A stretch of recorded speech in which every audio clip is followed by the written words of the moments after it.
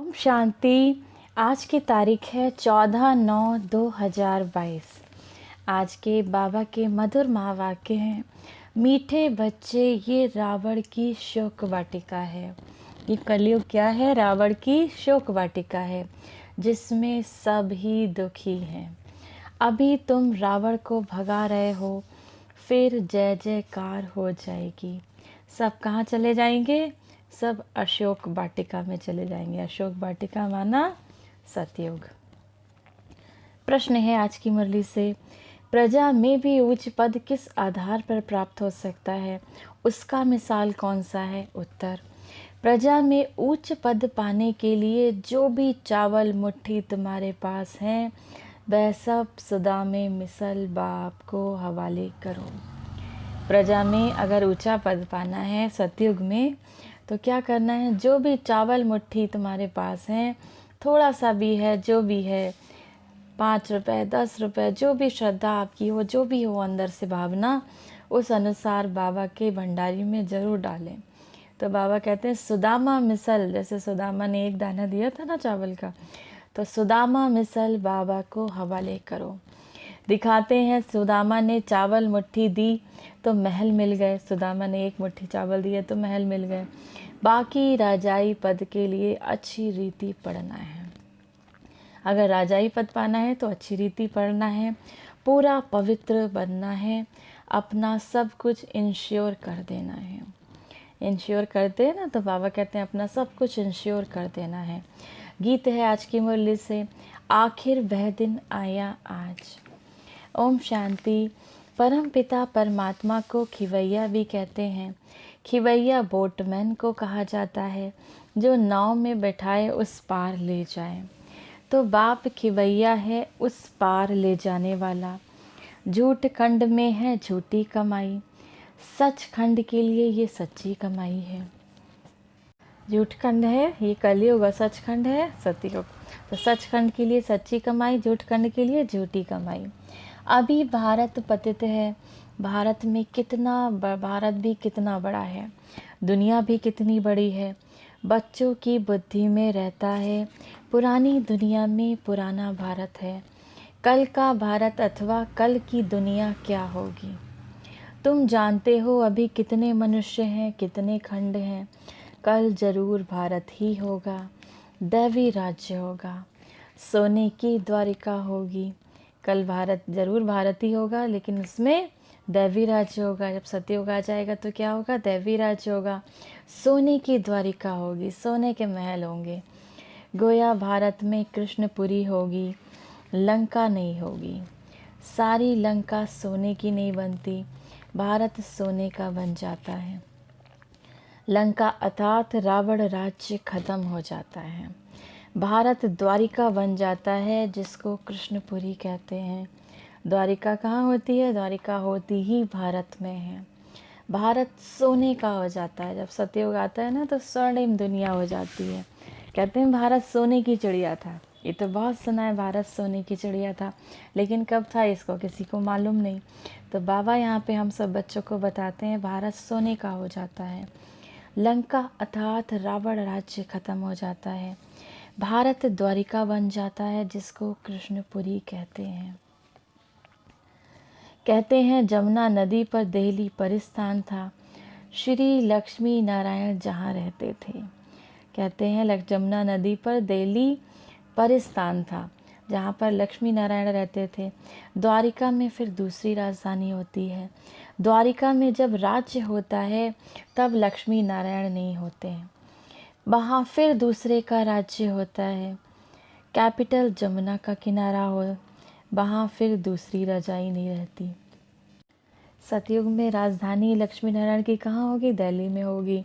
तो बाबा कहते हैं सतयुग में कैपिटल कहाँ होगी, राजधानी कहाँ होगी? जमुना का किनारा होगी। अभी तुम जानते हो ये सारी पुरानी दुनिया, भारत सहित जो भी है, ये सब स्वाहा हो जाता है इस ज्ञान यज्ञ में।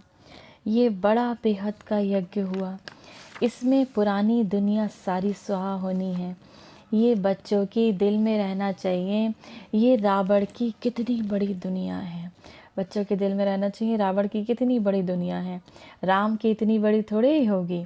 राम की दुनिया कितनी होगी, 9 लाख होंगे सतयुग में, तो राम की दुनिया तो बहुत छोटी होगी। तो बाबा कहते हैं रावण की दुनिया कितनी बड़ी है, करोड़ों में है लोग। वहाँ तो भारत ही स्वर्ग होगा, दूसरे खंडों का नामो निशान नहीं होगा। ये समझ की बातें हैं जो बुद्धि में धारण करनी है। आज पुरानी दुनिया है, कल नई दुनिया बनेगी। तुम ब्राह्मण डिनाइस्टी ही देवी डिनाइस्टी बनेंगे। ये ब्राह्मण ही पढ़कर नंबरवार डिनाइस्टी बनेंगे।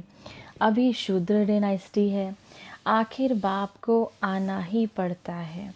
ये दुनिया नहीं जानती। ये ब्राह्मण पढ़कर ही नंबर 1 डिनाइस्टी बनेंगे। अभी शूद्र डिनाइस्टी है, अभी शूद्रों का वंश चल रहा है। फिर बाबा कहते हैं आखिरकार बाप को आना ही पड़ता है। ये दुनिया नहीं जानती क्यों आना पड़ता है, शूद्र से ब्राह्मण बनाने बच्चों को, नई दुनिया की स्थापना करने के लिए। बाबा ने प्रश्नावली के पोस्टर बहुत अच्छे बनवाए थे जिससे मनुष्यों को बाप का परिचय मिल जाए, परंतु सम्मुख समझाने के बगैर कोई समझ ना सके। जब आप सेंटर पे जाएंगे, जब सेंटर्स पे बहनें समझाएंगी, जब आप सेंटर पर आते हैं तो बाबा कहते हैं जो सम्मुख समझते हैं, जो आप 7 दिन का कोर्स समझते हैं, उतना आप कहीं से लिखा हुआ मिलता है उससे इतना अच्छा नहीं समझ पाते, ऑनलाइन भी उतना अच्छा नहीं समझ पाते। लेकिन जो सम्मुख समझते हैं, जब सम्मुख समझेंगे तो पूरा ज्ञान स्पष्ट होगा। उसके लिए 7 दिन की भट्टी करनी पड़ेगी, माना 7 दिन का कोर्स करना पड़ेगा।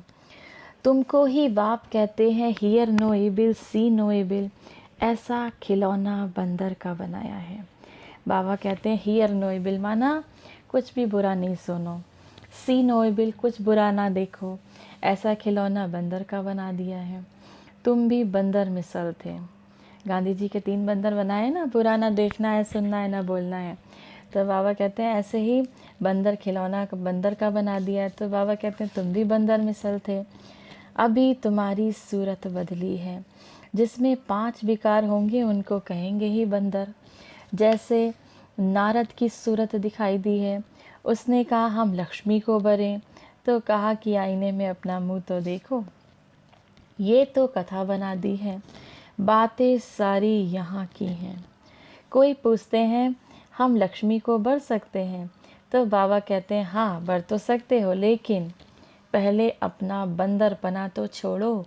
तो क्यों नहीं बर सकते? बंदरपना माना अपने ये 5 विकार छोड़ो। कौन कौन से 5 विकार है हमारे? काम, क्रोध, मोह, लोभ, अहंकार। इन 5 विकारों को जब छोड़ेंगे, माना बंदरपना छोड़ो, तो तुम भी लक्ष्मी को बर सकते हो। बाबा ने तुमको समझदार बनाया है। तुम्हारे द्वारा सभी आत्माओं को रावण की जंजीरों से छुड़ाए शिवालय में ले जाते हैं अथवा अशोक वाटिका में ले जाते हैं। इस समय सब शोक वाटिका में हैं। इस समय सब शोक वाटिका में हैं। ये कलयुग है ही शोक वाटिका। अभी तुम रावण को भगा रहे हो, फिर जय जयकार हो जाएगी।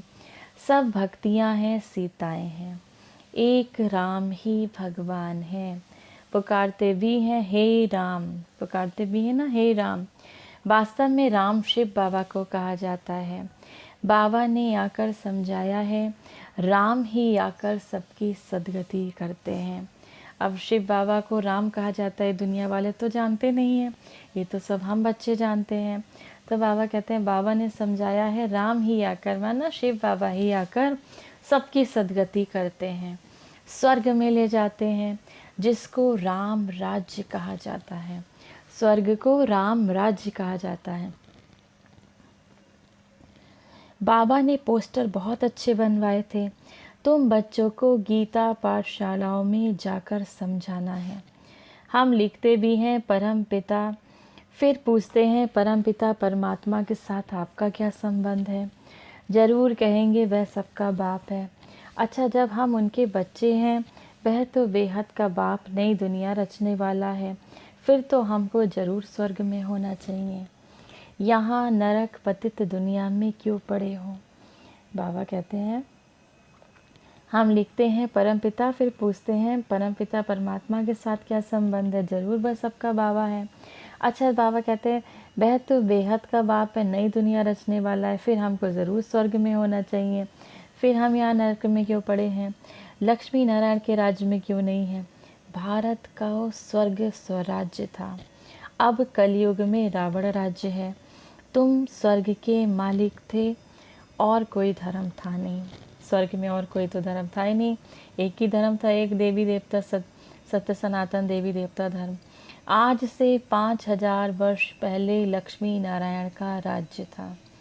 राजाएं भी डबल सिरताज थे, पवित्रता का भी ताज था और रतन जड़ित ताज भी था। राम राज्य तो पीछे होता है तो बुद्धि में आना चाहिए, भारत में बरोबर इन्हों का राज्य था। ये लक्ष्मी नारायण पहले पहले नंबर के हैं। सतयुग में दैवी गुण वाले मनुष्य थे, फिर 84 जन्म भी इन्हीं को लेने पड़ते हैं। 84 जन्म किसको लेने पड़ते हैं? किसके पूरे पूरे 84 जन्म होते हैं? दुनिया वाली आत्माओं के या बाबा के बच्चों के? जो लक्ष्मी नारायण के राज्य में आत्माएं थीं, जो सतयुग में आत्माएं थीं, उनके या फिर और दुनिया वालों के? तो हम सब बच्चों के जो सतयुग में जाने वाली आत्माएं हैं, जिन्होंने बहुत पुरुषार्थ किया है सतयुग में जाने का, बाबा को बहुत याद किया है, अपने विकर्म काटे हैं, उनके पूरे 84 जन्म है। बाकी दुनिया वालों के 84 जन्म नहीं है, क्योंकि जब तक सतयुग चलेगा, सतयुग त्रेता रहेगा, 21 जन्म जो हमारे रहेंगे, माना आधा कल्प ही उनके जन्म होते हैं। उनके सारे जन्म कहाँ हैं? द्वापर में और कलयुग में। और हम बच्चों के, बाबा के बच्चों के 84 जन्म पूरे पूरे होते हैं, क्योंकि सतयुग से हमारे जन्म शुरू हो जाते हैं होना। तो बाबा कहते हैं सतयुग में दैवी गुण वाले मनुष्य थे, फिर 84 जन्म इन्हीं को लेने होते हैं। तो सबसे पहले पहले बाबा से कौन बिछड़े? सबसे पहले पहले हम ही बिछड़े। और सबसे पहले पहले बाबा से मिला कौन? सबसे पहले पहले बाबा से मिले भी हम। तो अब वह लक्ष्मी नारायण कहाँ हैं? बाबा पूछते हैं अब वह लक्ष्मी नारायण कहाँ हैं? सब पतित दुनिया में हैं। फिर उन्हों को बाप बैठ राजयोग सिखाते हैं। जिन्होंने अपना राज्य गंवाया, वही फिर राजधानी प्राप्त करने के लिए फिर से राजयोग सीख रहे हैं। तुमको याद है कि हम पर 5000 वर्ष बाद राज्य लेने बाप द्वारा राजयोग सीखते हैं। आधा कल्प सुख का राज्य करते हैं, फिर आधा कल्प रावण राज्य में दुख का राज्य होता है। अभी हम फिर पढ़ रहे हैं। 5000 वर्ष बाद भगवान बाप आकर हमें पढ़ाते हैं। 5000 वर्ष बाद भगवान बाप आकर हमें पढ़ाते हैं। भगवानु बाज कौन सा भगवान? अब कौन सा भगवान? दुनिया वाले तो कृष्ण को भगवान कह देते हैं, लेकिन तुम बच्चे क्या कहते हो? एक ही निराकार शिव भगवान है, बाकी श्री कृष्ण तो देवता है। भगवान कौन है? एक ही निराकार शिव भगवान है। श्री कृष्ण तो देवता है। फिर पूछा जाता है प्रजापिता ब्रह्मा से क्या संबंध है? वह तो पिता ठहरा, एक दादा एक बाबा। इस समय तुमको दो बाबा हैं। तीसरा है लौकिक शरीर देने वाला बाप। दो बाप हैं, एक तो शिव बाबा, एक ब्रह्मा बाबा। तीसरा जिन्होंने तुम्हें जन्म दिया है वो तुम्हारे लौकिक पिता हो गए। तो बाबा कहते हैं दो बाप हैं, तीसरा तुम्हारा लौकिक शरीर देने वाला बाप। ये दो हैं प्रजापिता ब्रह्मा और शिव बाबा। लौकिक बाप से तुम हद का वर्षा लेते हो, और पारलौकिक बाप कहते हैं मेरे से बेहद का वर्षा लो। लौकिक बाप तो तुम्हें इस हद तक, इस जन्म का वर्षा दे सकते हैं, जो भी उनके पास है वो इस जन्म का वर्षा देंगे। लेकिन पारलौकिक बाबा शिव बाबा हमें बेहद का 21 जन्मों का वर्षा, माना आधा कल्प का वर्षा देते हैं। परम पिता परमात्मा आकर पतितों को पावन बनाते हैं और राज्य करने लायक बनाते हैं। तीसरा प्रश्न फिर पूछा जाता है कि गीता का भगवान कौन? अब मनुष्य फिर कह देते हैं गीता का भगवान कौन? श्री कृष्ण। तुम कहते हो कृष्ण गीता का भगवान है नहीं। प्रजापिता ब्रह्मा को भी भगवान नहीं कहते हैं, शिव बाबा को ही भगवान कहेंगे, क्योंकि वह निराकार है और ये प्रजापिता ब्रह्मा है साकार। तो भगवान एक शिव बाबा ही ठहरा। ये भी बाबा ने समझाया है, तुम शिव शक्तियाँ हो, सेना भी हो। तुम विकारों को छोड़ निर्विकारी पावन बन अपना राज्य लेते हो। तुम सब बच्चे बाबा के विकारों को छोड़कर निर्विकारी पावन बन अपना राज्य लेते हो। फिर ये रावण राज्य खत्म हो जाएगा। अभी तुम अपनी राजधानी स्थापन कर रहे हो, कल इनके मालिक बनेंगे। लक्ष्मी नारायण को राज्य किसने देखा? हम कहेंगे इन्हों को राज्य देने वाला परम पिता परमात्मा शिव है, जो अब वर्षा दे रहे हैं। इनको लक्ष्मी नारायण को राज्य कौन देने वाला है? परमपिता परमात्मा शिव बाबा है, जो अब कलयुग में लक्ष्मी नारायण को राज्य दे रहे हैं, माना उनको पद दे रहे हैं, वर्षा देने के अधिकारी बना रहे हैं। शिव बाबा कहते हैं, हमने तुमको राज्य दिया था, अब मैं फिर से सिखला रहा हूँ। ये सब खत्म हो जाएगा, पावन दुनिया स्थापन होगी, फिर तुम वहाँ सोने हीरो के महल बनाओगे। ये सब खत्म हो जाएगा, कौड़ी मिसल हो जाएगा। अब पावन दुनिया की स्थापना होगी, वहाँ पर फिर सोने हीरो के महल बनेंगे, राज्य करेंगे। तुम्हारी एम ऑब्जेक्ट ही ये है, सो हम लक्ष्मी नारायण बन रहे हैं। ये है ऊंच से ऊंच पद। इन्हों को किसने पढ़ाया? इसको किसने पढ़ाया? ब्रह्मा बाबा को किसने पढ़ाया? जरूर ऊंच से ऊंच शिव बाबा ने पढ़ाया। अब फिर से राजयोग सीखते हैं, जो फिर भविष्य में ये पद पाएंगे। तत्त्वम, इतने में सर्व धर्म खत्म हो जाएंगे। ब्रह्मा द्वारा दैवी धर्म की स्थापना, शंकर द्वारा पुरानी दुनिया का विनाश, फिर विष्णु द्वारा पालना। ब्रह्मा द्वारा दैवी धर्म की स्थापना, शंकर द्वारा इस पुरानी दुनिया का विनाश और विष्णु द्वारा नई दुनिया की पालना। लक्ष्मी नारायण फिर पालना करेंगे। ये समझने की बातें हैं। तुम्हारी जो जीवन है इसको अमूल्य कहा जाता है। शिव बाबा द्वारा तुम्हें ये लॉटरी मिलती है। रेस में जो पहला नंबर आता है उसको बड़ा इनाम मिलता है, तो ये लक्ष्मी नारायण पहले नंबर में है। रेस में जो पहले नंबर आता है उसको बड़ा इनाम मिलता है, तो ये लक्ष्मी नारायण पहले नंबर में है। इन्हों की दौड़ी तुमसे जास्ती है। पहले नंबर में है ब्रह्मा, फिर सरस्वती। इनको योग बल की दौड़ी कहा जाता है। बाबा ने समझाया है, सतयुग में पहले लक्ष्मी फिर नारायण कहेंगे। यहाँ तो सरस्वती ब्रह्मा की बेटी है, इसीलिए सरस्वती ब्रह्मा नहीं कहेंगे। यहाँ पर सरस्वती ब्रह्मा की बेटी है, माना सरस्वती किसको कहते हैं हम लोग?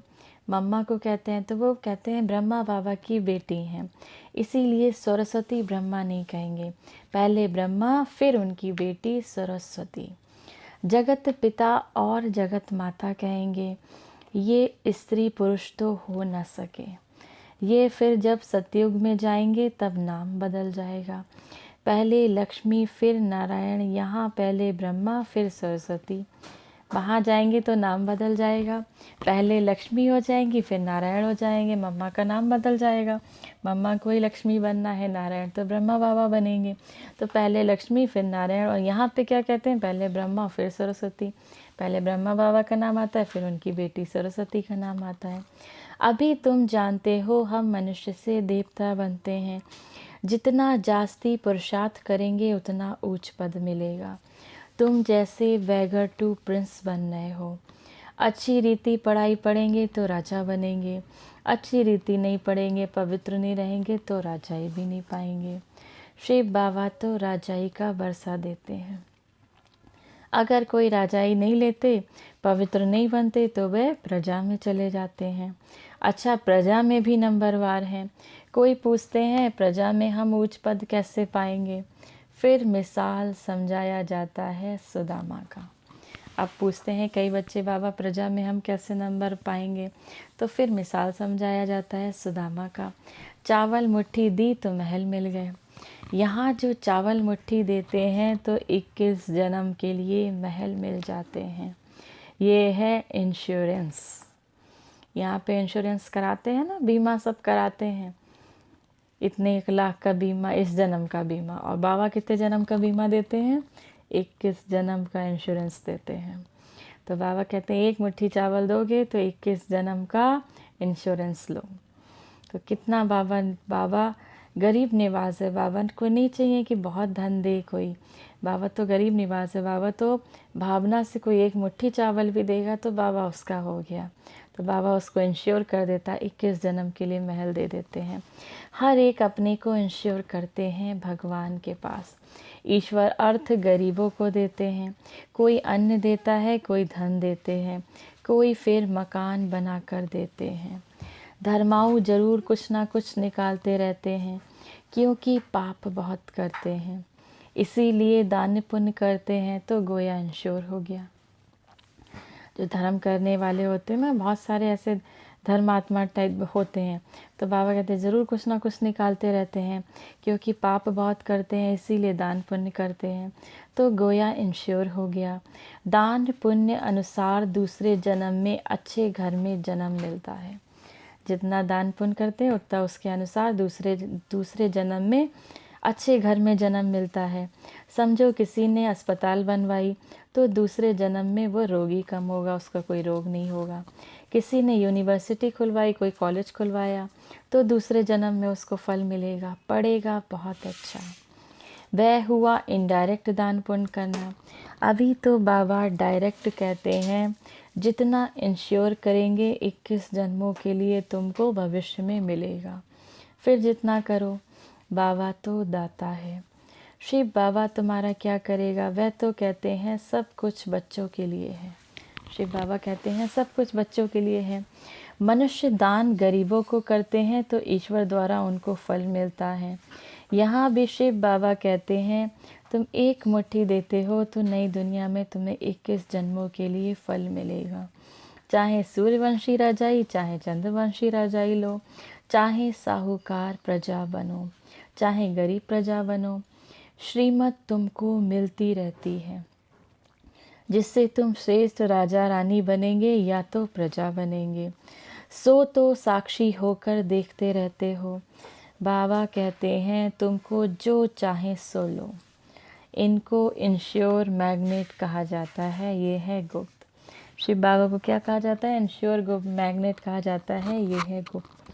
अभी तुम जानते हो बाबा सम्मुख आया है, हमको 21 जन्मों का बरसा देते हैं। जितना इंश्योर करेंगे, बाबा कहते हैं हमारा बनेंगी तो तुम्हारा हक है राजाई लेना। बाबा का कैसे बनते हैं? कहते हैं बाबा हमारे पास ये है, ये है। बाबा कहते हैं तुम तो हो कहते हो ये सब ईश्वर ने दिया है, बस ऐसा नहीं समझो ये मेरा है। अपना ममत्व नहीं रखो। ममत्व रखेंगे तो राजाई नहीं मिलेगी। ग्रस्त व्यवहार में रहते श्रीमत पर चलो तो ममत्व नहीं रहेगा। ग्रस्त व्यवहार में रहते श्रीमत पर चलोगे तो ममत्व नहीं रहेगा। ममत्व मतलब मोह नहीं रहेगा। तुमको तो गारंटी थी बाबा आप आएंगे तो हम आपके बन जाएंगे। तुमने तो बाबा को गारंटी दी थी बाबा आप आओ तो हम आपके बन जाएंगे। मेरे तो एक आप ही हो। अब बाबा के पास जाते हैं, बाबा फिर स्वर्ग में भेज देंगे। बाबा रोज रोज सुनाते रहते हैं। सुनाते सुनाते कितने वर्ष हो गए, अब बाकी थोड़ा समय है। ये बाबा का लॉन्ग बूट है। बाबा कहते हैं बाबा रोज़ रोज़ कितना सुनाते रहते हैं, सुनाते सुनाते कितने वर्ष हो गए, अब बाकी थोड़ा समय है। ये बाबा का लॉन्ग बूट है ना। बाबा ने पुरानी ज्योति में प्रवेश किया है। अब पुरानी ज्योति किसको कहते हैं? बाबा ब्रह्मा बाबा को। तो बाबा ने पुराने रथ में, पुरानी ज्योति में, बाबा कहते हैं ये उस बूढ़े शरीर में प्रवेश किया है। कहते हैं बच्चों को सृष्टि के आदि मध्य अंत का समाचार सुनाता हूँ। मैं नॉलेजफुल ब्लेसफुल लिबरेटर हूँ। सुख करता हूँ, दुख हरता हूँ। बाबा कहते हैं मैं नॉलेजफुल ब्लेसफुल लिबरेटर हूँ।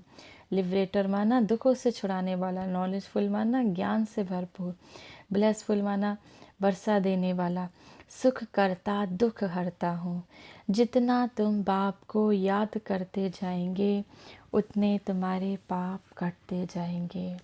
अच्छा। मीठे मीठे सिके लधे बच्चों प्रति माता पिता बाप दादा का याद प्यार और गुड मॉर्निंग।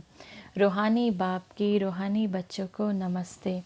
हम सब रूहानी बच्चों के रूहानी माता पिता बाप दादा को याद प्यार गुड मॉर्निंग और नमस्ते। धारणा के लिए मुख्य सार है, राजाई पद लेने के लिए पूरा श्रीमत पर चलना है। बाबा से राजाई पद लेना है तो उसके लिए पूरा श्रीमत पर चलना है। किसी भी चीज़ में ममत माना मोह नहीं रखना है। मेरा तो एक बाबा बस यही पाठ पक्का रखना है। मेरा तो एक बाबा बस यही पाठ पक्का रखना है। दूसरा, हियर नो एबिल, बुरा ना सुनो, सी नो एबिल, कुछ बुरा ना देखो। तीसरा बाबा कहते हैं टॉक नो एबिल, बुरी बात भी मुख से ना निकालो। तो बाप के इस डायरेक्शन पर चल मंदिर लायक बनना है। Hear no evil, see no evil, talk no evil, ना बुरा देखना है, ना बुरा सुनना है, ना बुरा बोलना है। तो बाबा के इस डायरेक्शन पर जब आप चलोगे तो मंदिर लायक बन जाओगे। वरदान है आज की मुरली से, कंट्रोलिंग पावर द्वारा स्व को कंट्रोल कर फुल स्टॉप लगाने वाले सदा समर्थ आत्मा भव। बिंदु स्वरूप बाप और बिंदु स्वरूप आत्मा दोनों की स्मृति फुल स्टॉप अर्थात बिंदु लगाने में समर्थ बना देती है। समर्थ आत्मा के पास 100 के ऊपर कंट्रोल करने की कंट्रोलिंग पावर होती है। वह दूसरे को कंट्रोल नहीं करते। जो समर्थ आत्मा होती है बस स्वयं को कंट्रोल करने की उसके पास कंट्रोलिंग पावर होती है। वह दूसरे को नियंत्रण नहीं करते, स्वयं को नियंत्रित करते हैं। लेकिन 100 पे कंट्रोल रख परिवर्तन शक्ति को कार्य में लगाते हैं। उसमें रॉन्ग राइट करने की शक्ति होती है। वह कभी ऐसे नहीं कहते कि क्या मुझे ही मरना है, मुझे ही सहन करना है। समर्थ आत्मा यही समझती है, ये मरना नहीं लेकिन स्वर्ग में स्वराज्य लेना है। स्लोगन है आज की मुरली से, बाप को प्रत्यक्ष करने के निमित्त वही बन सकते हैं। बाबा को प्रत्यक्ष बनने करने के निमित्त कौन बन सकते हैं? वही बन सकते हैं जिनका हर संकल्प में दृढ़ता की विशेषता हो। वही बच्चों जैसे कहते हैं ना, फॉलो फादर। बाबा को कौन फॉलो कर सकता है? बाबा ऐसा, बाबा कहते हैं ना मेरे समान बनो। तो बाबा समान कौन बन सकता है? जिसका हर संकल्प में दृढ़ता की विशेषता हो। ओम शांति।